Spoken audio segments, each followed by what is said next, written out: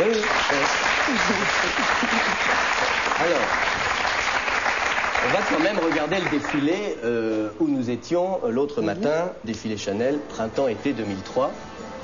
Alors, regardez, ça c'est le final, c'est magnifique. Vous avez eu envie d'un final balnéaire. Oui, si on veut. Mais vous savez, il ne faut pas oublier que Chanel était la première à avoir fait du sport, quand ça ne s'appelait pas comme ça, à une époque où les sports étaient différents, où les corps des femmes étaient différents, où les matières étaient différentes. Mais à Biarritz et à Deauville, elle l'a fait avant 14. Donc c'est normal que les sports d'aujourd'hui ont aussi leur version Chanel. En plus, c'est un trend qui est partout. Alors les filles avec les planches de surf, je vous signale qu'il y en a une qui a failli décapiter Karine Roitfeld, la patronne de Vogue. Et moi, j'ai failli me prendre un cerf-volant dans l'œil. Est-ce que vous croyez qu'elles ont fait exprès, qu'elles m'en voulaient personnellement? Qu'elles vous avez repéré? Oui, je crois, oui. Ils sont en vente, les cerfs-volants Chanel? Ça vaut combien, cerf-volant Chanel? Pas très cher, non, parce que c'est pas parce qu'il y a un cerf-volant, avec et sans nom, ça a le même prix. Hein. Ouais. Mais c'est un cerf-volant interdit aux enfants, parce qu'il est tellement puissant qu'il serait arraché. Alors si vous avez 40 kilos, il n'est pas pour vous. D'accord. Est-ce que la femme, vous pensez que la femme Chanel en 2003, c'est quoi? C'est une surfeuse? C'est une fille d'aujourd'hui, oui, qui surfe sur les vagues de la vie de tous les jours, ce qui n'est pas mal. Des fois, c'est un peu raf. Hein. Bien, alors, on va revenir à l'actrice Anna Moudlalis. Tout de suite, on va voir comment vous avez démarré. On va voir un bout d'essai. Parti. Alors, vous êtes contente? Mais toi, à ma place, j'imaginais même pas pouvoir la rencontrer, alors. Venir jouer, oui, je suis plus que contente. Et cette histoire d'échange, Eh bien quoi? tu y crois? Tu crois que tu es sa fille? Mais non, quelle idée, je suis la fille de mes parents. Tu vas pas me faire croire que t'as cru autre chose une seule seconde. Bien sûr que non, mais je me demandais si toi... C'est quand même marrant qu'on soit nés le même jour. Ouais. Bon, bah, à demain, peut-être.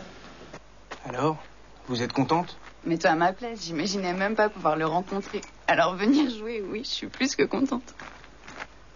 Et cette histoire d'échange à la clinique? Eh bien quoi? Tu y crois? Tu crois que tu es sa fille? Mais non, quelle idée. Je suis la fille de mes parents. Tu vas pas me faire croire que t'as cru autre chose une seule seconde? Bien sûr que non. Mais je me demandais si toi... C'est quand même marrant qu'on soit nés le même jour. Ouais. Bon, bah, à demain, peut-être. Peut-être. Ça dépendra de l'heure.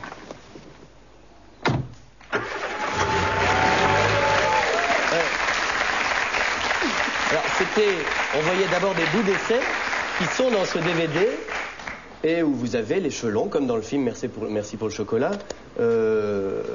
Bon, alors moi, évidemment, je vous l'ai dit, je préférais les cheveux longs.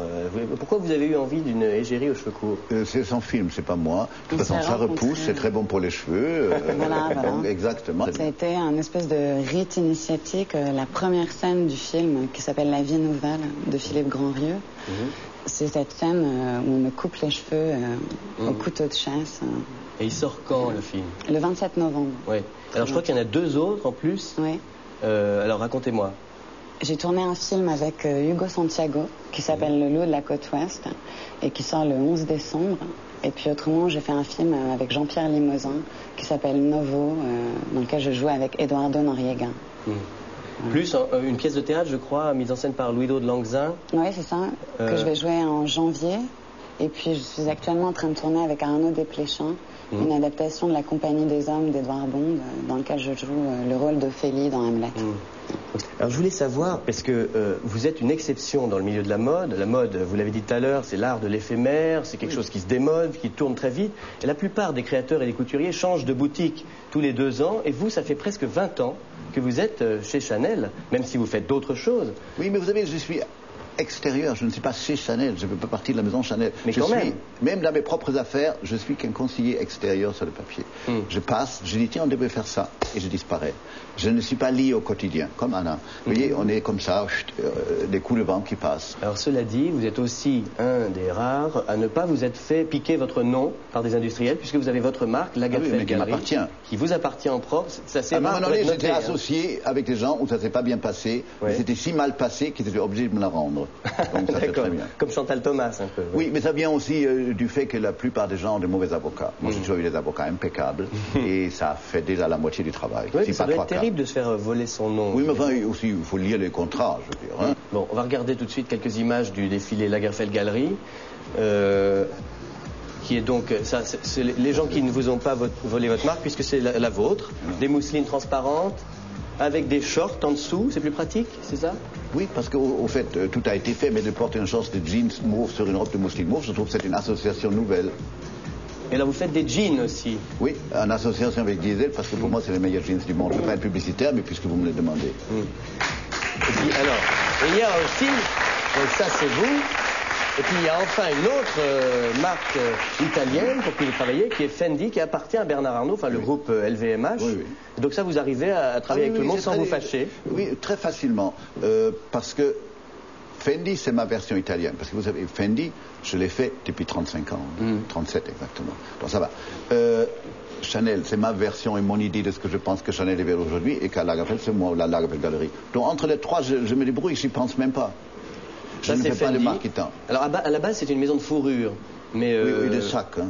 Mais là, on a vu que quand même, vous êtes un peu lâché, c'est plus pareil. Non, d'abord c'est une collection d'été, mais Fendi, ça a toujours été des fourrures, mais ça a surtout été des sacs. La fameuse baguette d'il y a 2-3 ans que la Terre entière portait, c'est quand même un sac, c'est pas une robe. Comment vous êtes rencontrés? Ça s'est passé, je sais pas. Très bien, moi.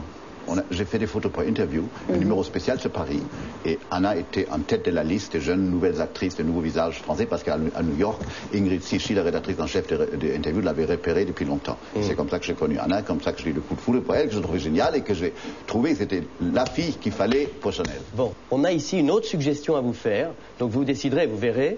Elle s'appelle Ronnie, et je crois qu'il faut vraiment que je vous la présente. Je vous demande d'accueillir Ronnie.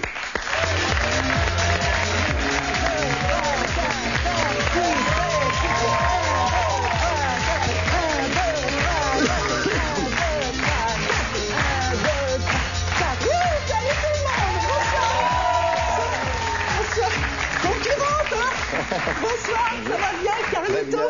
On est venu pour vous poser quelques questions, Carlito, parce qu'on aimerait devenir nous aussi mannequins. Et pourquoi on n'aurait pas le droit à nous, hein? Ah oui.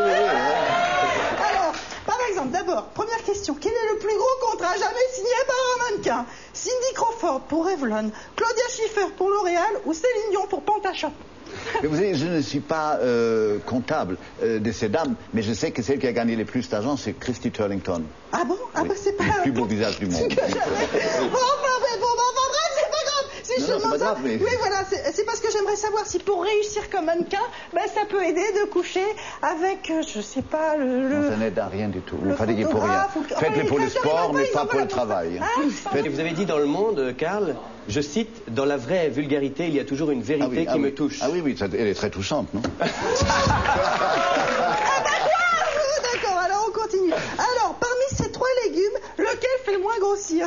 L'endive, toi aussi tu peux répondre. La pomme de terre ou Brigitte Bardot? La pomme de terre, c'est peut-être à éviter, mais il paraît que c'est bon pour le cerveau. L'endive, c'est surtout comme adjectif que c'est gênant quand on vous traite d'endive. Oui. Quant à la pauvre Bardot, je me souviens de jolies photos d'elle à manteau de panthère. Alors si je demande ça, et là j'ai envie de pousser un cri d'urgence, c'est parce qu'aujourd'hui, monsieur, et je vous tiens un peu pour responsable, aujourd'hui les mannequins sont de plus en plus maigres, voire anorexiques. Je parle pas seulement pour vous. Elle n'est pas mannequin, exactement. Non, mais voilà. Mais elles sont... Non, mais il y en a même qui se font vomir pour garder des contrats. C'est une chose que vous avez vu dans les journaux. Vous en connaissez une. Vous en connaissez une. On dit que c'est de Kate Moss. Kate Moss, elle est enceinte jusque-là. Oui. Et ronde et mignonne maintenant. C'est une chose des années 90. C'est terminé. Elles sont minces parce que c'est une nouvelle génération qui est mince. Mais elles ne sont pas maigres. Il y a une grande différence entre très mince et maigre. D'accord. Alors, dernière question. Que faut-il faire pour garder les yeux de nos 20 ans? Appliquer de la mousse de canard, appliquer une crème de soin contre les hémorroïdes ou tout simplement mourir à 20 ans? Mais je pense que les trois méthodes ne sont pas bonnes. C'est pas suffisant. Ah ben c'est faux. Il paraît que c'est vrai que les mannequins faisaient ça, surtout avant. Ils appliquaient une crème de soin contre les hémorroïdes là sous les yeux et comme ça. Je suis pas pharmacien, donc je peux pas vous le dire. Ah ben, je c'est vrai. Non, alors si je vous dis ça, je te dis ça, Carlito, c'est parce que tu as 64 ans et je trouve que tu ne fais pas du tout son âge. Il est resté très jeune. Merci. Je vous embrasse. Excuse-moi pour la vulgarité. Arrête de m'embrasser pour de vrai. Merci beaucoup, Ronnie.